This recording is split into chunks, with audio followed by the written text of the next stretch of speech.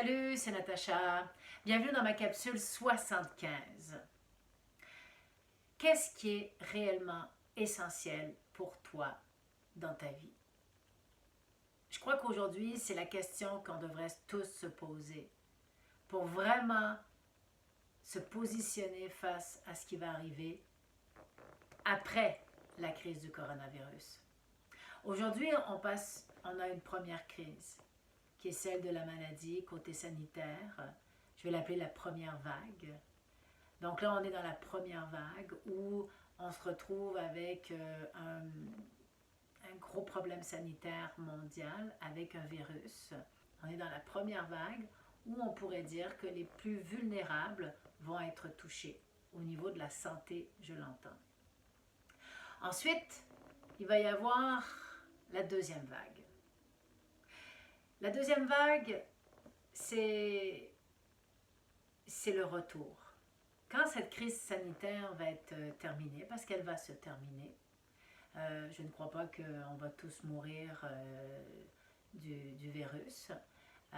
Les plus forts ou des pays comme ici au Québec, on n'est pas encore énormément touchés. Donc là-dessus, on va voir pour la suite. Mais bon, cela dit, elle va se terminer cette crise. Alors après, qu'est-ce qui va se passer?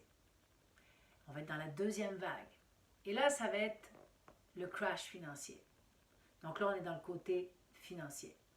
Là, ça va être vraiment, on va se retrouver, ça va être difficile. Parce que là c'est rendu qu'on retarde l'ouverture des écoles. Je crois qu'en France, là, c'est le confinement jusqu'au 15 avril maintenant. Donc, parce que bon, il y a, ça continue. Ça ne se résorbe pas pour l'instant le problème. Donc, donc là, on va être dans la deuxième vague par la suite quand on va sortir de cette crise parce que si les commerces, les petites entreprises, surtout ici au Québec par exemple, on a des petites... Il y a 80%, je crois, de personnes qui sont travailleurs autonomes, des petites entreprises, entrepreneuriat. Je veux dire, on est énormément nombreux à se retrouver à aucune rentrée pendant 2 semaines, 3 semaines, 4 semaines, aucune rentrée d'argent, j'entends.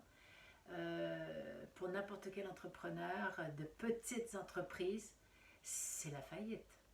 Y a les grosses compagnies, ils ont peut-être des gros fonds de roulement, puis ils peuvent absorber 1 mois, 2 mois, 3 mois d'arrêt, peut-être. Mais les petites compagnies, pas toutes. Vraiment pas toutes. Donc là, on va se retrouver avec une crise financière que j'appelle la deuxième vague. Donc là, et là, on va se retrouver où on va perdre beaucoup. Il va falloir apprendre à se réinventer. Il va falloir apprendre à savoir, bon, ben, quels sont les choix et qu'est-ce qu'on va faire par rapport aux circonstances, qu'est-ce qui va se passer. Et ensuite, ça va être à l'automne où là, il va y avoir une troisième vague. Qui va être celle sûrement de la vaccination obligatoire. Et tous ceux qui ne voudront pas se faire vacciner, eh bien, ils risquent de ne plus pouvoir voyager, aller dans des endroits publics. Bref, on risque de se retrouver dans un univers un petit peu, je dirais, dictatural par rapport à la vaccination. Donc, je ne sais pas si ça se dit, hein, une dictature de vaccination. Hein. Donc, à partir de ce moment-là, si moi je prends, bon, ben alors, je regarde ça, puis je me dis, bon, ok, là, on va presque tout perdre, parce que nous, on fait partie, moi puis mon conjoint, fait partie des entrepreneurs, qui est des vraiment petites entreprises. On est travailleurs autonomes et on va tout perdre, parce que si on ne rentre pas d'argent dans deux semaines, on perd tout. Donc, il va falloir qu'on se réinvente. Il va falloir qu'on se réinvente, en fait. Et c'est là la question. Et c'est là la question que je pense qu'il est important de se poser. C'est qu'est-ce qui est vraiment essentiel pour soi, dans notre vie? Qu'est-ce qui est vraiment important? Et de s'imaginer que si on perd la qualité de vie qu'on a, si on perd la vie qu'on a actuellement, Bon, qualité de vie, je ne le sais pas, parce que oui, c'est vrai qu'on peut être confortable, mais si on passe notre vie à courir et à stresser parce qu'on est surendetté, parce qu'on est sous-payé, surendetté avec une inflation inconstante que tout augmente constamment, puis qu'on ne fait que courir après l'argent constamment, est-ce que c'est vraiment une qualité de vie pour être dans une illusion de confort, mais que dans le fond, on est juste en train de détruire notre santé, notre planète. Donc, bon, tout ça est à réfléchir.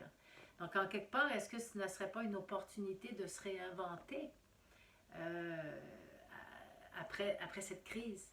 Après la deuxième vague, ou du moins pendant la deuxième vague. Là, ici, en ce moment, je le vois un peu comme un temps d'arrêt. Euh, je considère, moi personnellement, je pense pas que je vais être touchée par le coronavirus et que même si je l'ai, je crois que je vais survivre étant donné que je suis en parfaite santé. Donc, c'est pas quelque chose qui me fait peur, qui m'inquiète. Donc, je fais pas partie de la première vague. Là où je fais partie de la première vague, c'est que là, c'est un temps d'arrêt pour se préparer. Donc, moi, je pense que c'est important de se préparer à qu'est-ce qui va arriver, la deuxième vague. Et c'est là où, bon, il faut se poser la question, qu'est-ce qui est important pour nous? Si je perds le logement où je suis, si je me retrouve avec mon conjoint dans la rue ou des choses comme ça, c'est quoi qui va être le plus important pour moi? C'est là qu'il faut se poser la question. C'est quoi ma première valeur? Je crois que ça va être important après cette crise, après la première vague, ça va être important que on, on se rejoigne entre voisins, entre communautés, les gens autour de soi, les amis, puis qu'on s'entraide tous et chacun. Je crois que c'est ça qui va être le plus important et le plus difficile à faire. C'est de sortir de ce qu'on est habitué de faire où tout le monde, on est tout seul dans notre bulle et puis on court et on travaille et puis tous et chacun pour payer nos comptes, pour payer notre réalité, mais que dans le fond, peut-être qu'on pourrait développer une autre forme de société ou une autre forme de pensée du fait de s'entraider. Je veux dire, il n'y a rien pour rien.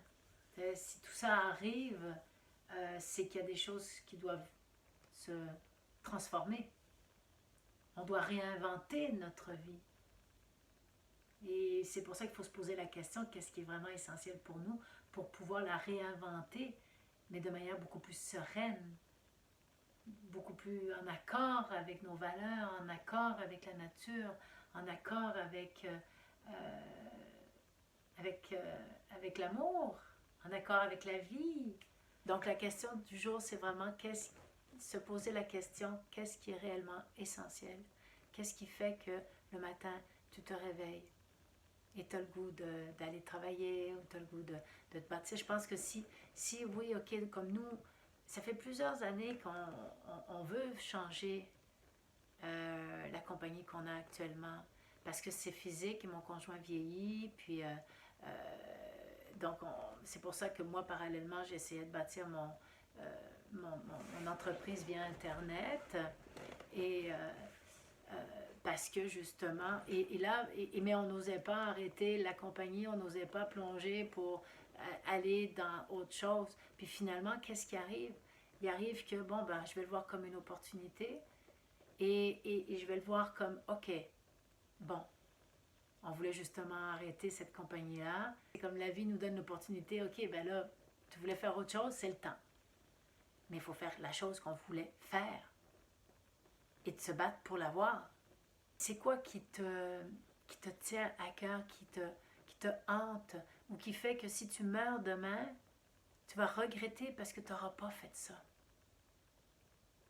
Hein? C'est de se poser réellement la question de qu'est-ce que tu veux comment tu veux réellement vivre ta vie, mais mais qui est en accord avec des valeurs sereines pour toi et ta communauté. Et non pas juste pour sa pomme ou ben oui, j'ai toujours voulu avoir une voiture à 200 000 et puis j'ai toujours voulu... non, on ne parle pas de ça. On ne parle pas de ce genre de besoin qui est issu de notre société de consommation, de surconsommation. C'est ça qui est en train de péter. c'est cette société-là de surconsommation, c'est la surconsommation qui nous a amenés là où on est actuellement. Donc, de sortir de cette surconsommation-là et de juste de dire, OK, qu'est-ce qu'on veut réellement? Comment est-ce qu'on veut réellement vivre notre vie? C'est quoi notre rêve, le rêve qu'on a toujours voulu faire? Et de se battre pour y arriver, en espérant que la suite puisse nous le permettre, bien sûr. Mais je crois qu'on peut se battre, du moins, pour s'unir ensemble et s'entraider. Donc, pose-toi la question. Hein? C'est comme, avec tout ce qui se passe actuellement, de de le voir comme une opportunité, de voir, bon, ok, toi, tu fais peut-être pas partie de la première vague, et c'est dans la deuxième vague que tu vas être touché vraiment. Donc là, dans la deuxième vague, comment est-ce que de te préparer là? Là, tu as le temps, tu es confiné, tu dépenses moins. Donc là, maintenant, ça va être, ok, c'est quoi que tu peux faire pour dans l'arrivée de la deuxième vague? Quelles vont être tes actions pour accueillir le changement, comme je parlais hier, où c'est important d'accueillir le changement et puis de vouloir, mais d'aller dans un changement où au préalable, tu t'es positionné en fonction de ce que toi, tu veux et qu'est-ce qui te fait réellement vibrer et qui est essentiel pour toi. Et que de commencer à te préparer, je crois que c'est important de se préparer. On a une alchimie, c'est un peu comme le calme avant la tempête. Il y en a qui, je sais qu'actuellement, il y en a qui vivent la tempête, qui sont en plein dedans. Ça, c'est un fait. Puis il y en a d'autres qui ne le sont pas et qui sont en attente. Et en attente de la deuxième vague. Donc, ou soit tu restes à avoir peur et tu restes figé devant ce qui va se passer, ou soit alors tu te prépares, tu te positionnes et tu te dis, OK, j'ai fait mon plan d'action, là, puis je le vois, là, au niveau de mon budget, si j'ai pas d'argent pendant tant de temps, OK, combien de temps je peux durer avec l'argent que j'ai? Après, c'est de se positionner à savoir, OK, bon, c'est quoi que j'ai toujours voulu faire? Là, je vais mettre des actions en place pour arriver à faire ce que j'ai toujours voulu faire. C'est tout. De se battre pour ça. À demain pour une autre capsule. Bye bye.